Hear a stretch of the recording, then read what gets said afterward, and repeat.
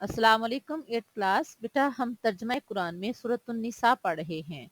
तो पारा नंबर 6 में इसके 1, 2, 3 और 4 रुकू तक जो है सूरत निसा शामिल है। उसके बाद इंशाल्लाह सूरत मायदा स्टार्ट हो जाएगी। तो इसके जो मुख्तसर सवालात हैं आज हम वो पढ़ेंगे। पहले हमने उसका मरकजी ख्याल या मरकजी मज़ामीन पढ़े थे। आज हमने पारा नंबर 6 में सूरत निसा के जो मुख्तसर सवालात हैं वो पढ़ने हैं। तो आइए हम स्टार्ट करते हैं। क्वेश्चन नंबर 1 है, मोमिनीन की क्या पहचान है? तो इसका आंसर है अल्लाह और उसके रसूलों पर ईमान लाते हैं और उनमें से किसी एक में भी फर्क नहीं करते, क्योंकि वो कफार जो थे वो कुछ पर ईमान लाते थे और कुछ पर ईमान नहीं लाते थे। लेकिन अल्लाह ताला ने मोमिनीन की सिफात बयान करते हुए फरमाया कि वो अल्लाह के तमाम पैगंबरों पर ईमान लाते हैं और उनमें से किसी पर फर्क नहीं करते। निबासियत मुस्लिम हमारा यकीन है कि हज़रत आदम अलैहिस्सलाम से लेकर हमारे प्यारे पैगंबर सल्लल्लाहु अलैहि वालैहि वसल्लम तक जितने भी अंबिया कराम आए हैं वो सबके सब सच्चे थे और उन पर अल्लाह की तरफ से नाजल करदा किताबें भी बरहक थी। ये हमारा ईमान है और यही मोमनों का ईमान है। क्वेश्चन नंबर 2 है, मूसा अलैहिस्सलाम की कौम ने मूसा अलैहिस्सलाम से अल्लाह ताला के बारे में क्या सवाल किया? तो इसका आंसर देखें। उन्होंने कहा अरिनल्लाहु जहरतन, कि हम अल्लाह ताला को ज़ाहरी तौर पर अपने सामने देखना चाहते हैं। वो कहते थे कि हम ए मूसा आप पर तब ईमान लाएंगे जब हम अल्लाह ताला को ज़ाहरी तौर पर अपने सामने देख लेंगे। चूंकि वो कौम अल्लाह ताला पर ईमान नहीं लाती थी, इसलिए बार बार सवाल करते थे। तो उनके सवालों में से एक ये था फ़कालू अरिनल्लाहु जहरतन। तो फिर क्या हुआ था, फ़ाखज़त कुमुस्साइकतु, तो बिजली की कड़क ने उनको आ पकड़ा था। यानी उनके ये क्वेश्चन, उनके ये सवालात सिर्फ और सिर्फ ईमान ना लाने के लिए थे, इसलिए वो बार बार इस तरह के सवाल करते थे। हालांकि एक मोमिन का इस्लाम के बारे में ये तकाजा है कि जब भी वो कुछ सुनते थे वो कहते थे आमन्ना वसद्दकना, हम ईमान ले आए हैं और हमने इस बात की तस्दीक भी कर दी है। क्वेश्चन नंबर 3 है, मूसा अलैहिस्सलाम की कौम ने हफ्ते के बारे में क्या ज्यादती की थी? तो इसका आंसर देखें।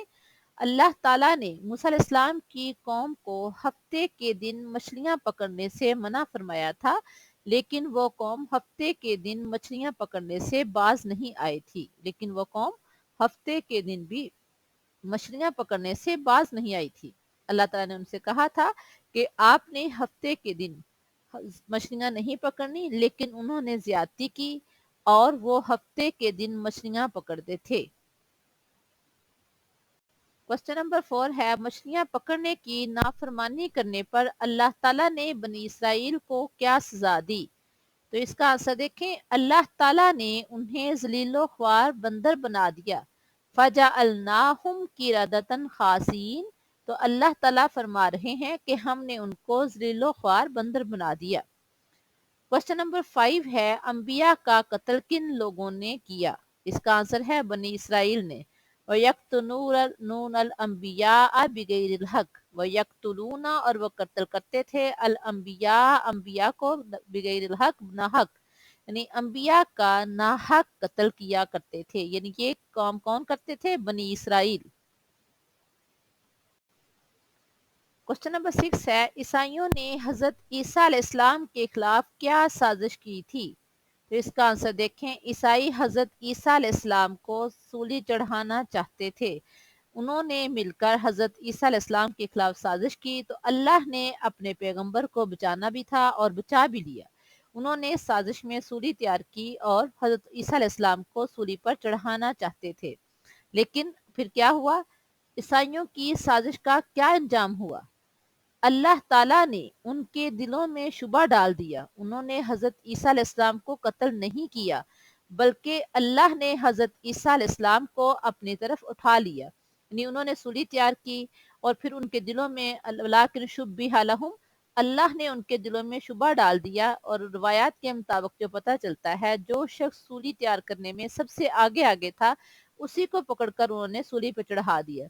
یعنی یہ تو قرآن پاک سے ثابت ہو رہا ہے کہ انہوں نے کسی ایک کو سولی چڑھا دیا تھا. کون سا تھا یہ نہیں پتا, نام کیا ہے یہ بھی نہیں بتایا گیا, لیکن اللہ نے حضرت عیسیٰ علیہ السلام کو بچا کر اپنے پاس اٹھا لیا تھا. اللہ تعالیٰ نے وَلَٰكِنْ شُبِّهَ لَهُمْ, ان کے دلوں میں شبہ ڈال کے حضرت عیسیٰ علیہ السلام کو بحفاظت بچا لیا تھا. کوسچن نمبر 8 ہے, یہودی کیا کیا غلط کام کرتے تھے جس کی وجہ سے اللہ نے ان پر حلال چیزیں بھی حرام کر دی تھی؟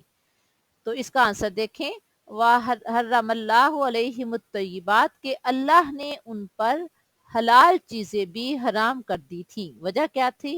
یہودی ظلم کرتے تھے لوگوں پر, ناحق ظلم کرتے تھے, لوگوں کو اللہ کے راستے پر چلنے سے روکتے تھے. وَيَصُدُّونَهُمْ عَنْ سَبِيلِ اللَّهِ, لوگوں کو صحیح راستے پر چلنے پر تکلیفیں دیتے تھے اور سود کھاتے تھے. وَأَكْلِهِمُ الرِّبَا, اور سود کھاتے تھے, جھوٹ بول کر غلط طریقے سے لوگوں کا مال کھاتے تھے, ناحق طریقے سے لوگوں پر ظلم کرتے ہوئے, جھوٹ بولتے ہوئے ان کا مال ناحق کھا جاتے تھے. ان تمام چیزوں کی وجہ سے, ان تمام زیادتیوں کی وجہ سے اللہ تعالیٰ نے ان پر پاکیزہ حلال چیزیں بھی حرام کر دی تھیں.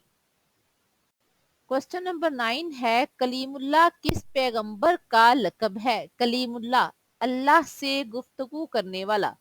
تو اس کا آنسر دیکھیں, حضرت موسیٰ علیہ السلام کا. حضرت موسیٰ علیہ السلام اللہ تعالیٰ سے گفتگو کیا کرتے تھے. کوسچن نمبر 10 ہے, انبیاء کرام کو مبعوث کرنے کا مقصد کیا تھا؟ یعنی انبیاء علیہ السلام کو اللہ تعالیٰ نے دنیا میں کس لیے بھیجا؟ آنسر دیکھیں, جنت کی خوشخبری دینے کے لیے اور جہنم کے عذاب سے ڈرانے کے لیے. یعنی جنت, ان کا مقصد کیا تھا؟ جنت کی خوشخبری دینا, یعنی اچھے اعمال کرنے والوں کو اللہ تعالیٰ جنت سے نوازے گا, اور جہنم کے عذاب سے ڈرانا, یعنی جو کام غلط کرتے ہیں ان کو اللہ تعالیٰ جہنم کے عذاب میں ڈال دے گا. کوسچن نمبر 11 ہے, کلالہ کسے کہتے ہیں؟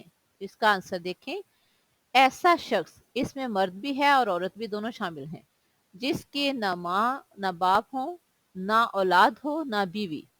جب وہ فوت ہو جائے تو اسے کلالہ کہتے ہیں, کیونکہ کلالہ کی وراثت کے احکامات باقی احکامات سے فرق ہیں. یعنی کوئی مرد یا عورت جس کے نہ ماں باپ نہ اولاد نہ بیوی ہو, تو جب وہ فوت ہو جائے تو اس کو کلالہ کہتے ہیں, اور کلالہ کے لیے وراثت کے احکامات مختلف ہیں جو آگے ہم ڈسکس کریں گے. کوسچن نمبر 12 ہے, کلالہ کی وراثت کے بارے میں کیا احکامات ہیں؟ یعنی اگر کوئی مرد یا عورت فوت ہو جاتے ہیں اور ان کی نہ اولاد ہے نہ ان کے ماں باپ ہیں, تو پھر ان کی وراثت کو کیسے تقسیم کرنا ہے؟ تو آئیے اس کا آنسر دیکھیں. اگر کلالہ مرد ہے اور اس کی وارث صرف ایک بہن ہے, تو اس کا ترکے میں سے آدھا حصہ ہوگا. یعنی بھائی فوت ہو گیا ہے, نہ اس کی بیوی ہے نہ بچے ہیں, اور ماں باپ بھی فوت ہو چکے ہیں, اور کوئی بھائی نہیں ہے, تو بہن کو بھائی کی پراپرٹی میں سے آدھا حصہ ملے گا. اور اگر کلالہ عورت ہے اور اس کا وارث ایک بھائی ہے, تو وہ پوری جائیداد کا اکیلا ہی وارث ہوگا. یعنی فوت ہونے والا جو ہے وہ فوت ہونے والی عورت ہے, اس کی نہ بیوی, اس کا نہ خامد ہے نہ اس کے ماں باپ ہیں, اور نہ ہی اس کی اولاد ہے, تو پھر اس کی تمام پراپرٹی جو ہے وہ اس کے سگے بھائی کو جائے گی. اسی طرح اگر کلالہ مرد کی 2 بہنیں ہیں اور بھائی کوئی نہیں ہے, تو بہنوں کے لیے 2/3 حصہ ہوگا. اور اگر وارث بھائی اور بہنیں ہیں, یعنی بھائی بھی زیادہ ہیں بہنیں بھی زیادہ ہیں, تو ان کے لیے وہی جس طرح عام وراثت میں تقسیم کیا جاتا ہے کہ مرد کو عورت سے 2 گنا زیادہ دیا جائے گا. یعنی اگر بہن کو 1 حصہ مل رہا ہے تو بھائی کو 2 حصے ہوں گے. یہ حکم جو ہے یہ کلالہ کے لیے ہے. یہ سارا اب جو ڈسکس کیا ہے یہ سارا کلالہ کے لیے ہے, باقی احکامات جو وراثت کے ہیں وہ اس سے مختلف ہیں. کوسچن نمبر 13 ہے, نور مبین سے کیا مراد ہے؟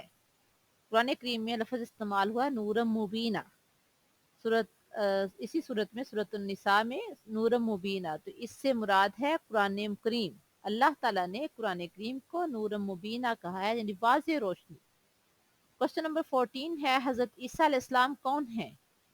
तो चूंकि ईसाई हजरत ईसा अलैहिस्सलाम को अल्लाह का बेटा कहते थे, हमारा यकीन ये है कि अल्लाह के अहकामात के मुताबिक ईसा इब्ने मरियम अल्लाह के रसूल हैं, लिहाजा इसका आंसर क्या है? अल्लाह के रसूल। तो बेटा ये थे हमारे 14 क्वेश्चन सूरत निसा के उस हिस्सा में से जो पारा नंबर 6 में है। तो आपने ये क्वेश्चन अच्छी तरह से याद भी करने हैं और नोट भी करना है। इंशाल्लाह इसके बाद हम सूरतुल माइदा करेंगे पारा नंबर 6 से। अल्लाह हाफिज।